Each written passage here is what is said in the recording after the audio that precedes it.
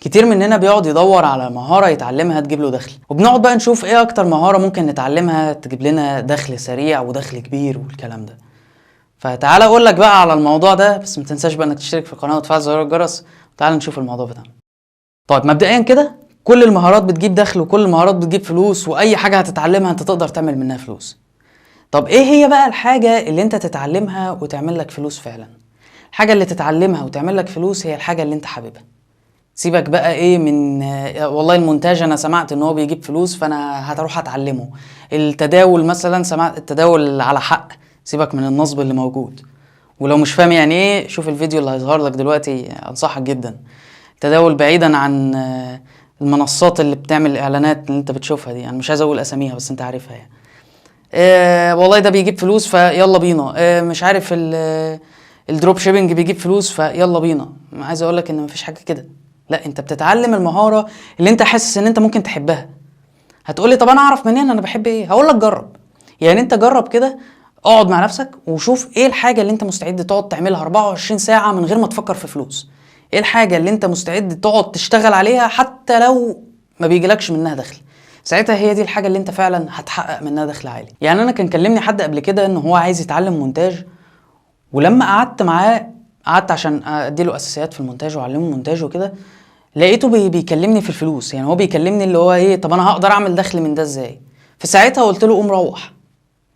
ليه؟ لان هو جاي يتعلم لغرض الفلوس، فدي حاجه مش هتحصل. انت لما تتعلم اي مهاره الفلوس مش هتنزل عليك في ساعتها. يعني انت مش هتحقق دخل في ساعتها، لا انت هتقعد تجرب وتعمل الشغل بتاعك ببلاش، وتقعد ان انت تتعلم بقى وتحاول مع الناس وتقدم لهم الخدمات بتاعتك زي ما بقولك كده ببلاش، بحيث ان انت تتمرن فيهم وفي نفس الوقت ما يكونوش هم خسروا حاجة. فهتلاقي نفسك ان انت خبرتك بتزيد مع الوقت، بقى سعرك بيزيد. يعني هتلاقي مثلا اللي انت كنت بتعمله بواحد بكرة باتنين، بعده بتلاتة، بعده باربعة، وهكذا. فالشخص اللي قعد معايا ده وقعدت ان انا اشرح له مونتاج وكده، لقيته بيكلمني اللي هو انا محتاج اعمل فلوس سريعه. قلت له لا، مفيش حاجه اسمها كده. مفيش حاجه اسمها انا عايز اتعلم حاجه عشان اجيب منها فلوس بكره. دي مش هتحصل. فان انت تقعد تدور على مهارات تجيب لك دخل، وان انت تقعد تشوف فيديوهات بقى اللي هو ايه اكتر مهاره بتجيب دخل. والله البرمجه بتجيب دخل. طب ما انت لو مش ما عندكش العقليه بتاعتها عمرك ما هتنجح فيه. يعني انت مثلا سمعت ان البرمجه بتجيب فلوس وان هي دي المستقبل وان هي دي احسن حاجه انت ممكن تتعلمها والكلام ده. ما هو انت ممكن تقعد عليها ساعتين ثلاثه تلاقي خلاص ما عندكش خلق ليه. فانت ما كسبتش حاجه، انت عمال تضيع وقت، وممكن تكون صرفت فلوس كمان كورسات. كل ده انت ما استفدتش بيه. ليه؟ لان انت من البدايه انت مش عارف انت حابب ايه. فعايز تعرف انت حابب ايه؟ اقعد اسمع في كل مجال، اسمع في كل مجال وجرب ان انت تشتغل فيه بايدك. لقيت المجال ده عجبك ودماغك مشت معاه، اعرف ان هو ده المجال اللي هتكمل فيه حياتك. كمل فيه حياتك وفعلا ساعتها هتعمل فلوس وفلوس حلوة كمان. اما حتة بقى ان انا هروح للمجال ده عشان ده المستقبل وده اللي بيجيب فلوس وده اللي مش عارف ايه، فالكلام ده فكك منه. والكلام ده برضو قوله لعيالك. يعني لو انت عندك عيال ما تعملش كده معاهم. ما تروحش تعلم ابنك برمجة لمجرد ان البرمجة دي هي المستقبل. ما تروحش تعلم ابنك مثلا مونتاج لان هو ده الحاجة اللي بتجيب دخل. انت خليه يجرب، ولو مشى فيه ساعتها هو ده فعلا المجال بتاعه وهو ده اللي هيحقق منه دخل.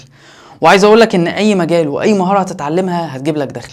اي مهاره بمعنى كلمه اي مهاره. يعني انت مين كان يتخيل مثلا ان في ناس تعمل قنوات في الطبخ وتكسب من الطبخ فلوس؟ يعني امهاتنا اللي بيعملوا اكل في البيت دول عادي، هي بتعمل اكل عادي مفيش اي حاجه. يعني مفيش اي حاجه يعني تخليها تجيب من ده فلوس.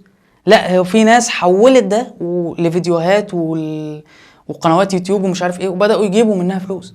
فاي حاجه حرفيا تقدر تعمل منها فلوس، المهم ان انت تكون حاببها. اتمنى الفيديو يكون فادك، وما تروحش بقى تدور على اكتر مهارات تحقق دخل ومش عارف ايه. انت ممكن تدور على افكار للمهارات دي. يعني انت مثلا ايه اللي هو انا عايز اتعلم حاجه بس انا مش عارف ايه هي الحاجه دي، فبتبدا تدور على الحاجات اللي ممكن تتعلمها. ساعتها بقى بتقعد تجربهم وتشوف ايه اللي هيمشي معاك، ولكن ما تدورش او ما تتعلمش بناء على الحاجه بقى اللي بتجيب فلوس اكتر، لان دي مش حقيقه. فاتمنى الفيديو يكون فادك باي حاجه. لو فادك باي حاجه ما تنساش انك تشترك في القناه وتفعل زر الجرس، وسيب لي كومنت كده صبح ولا مسي، واشوفكم الفيديو اللي جاي. سلام.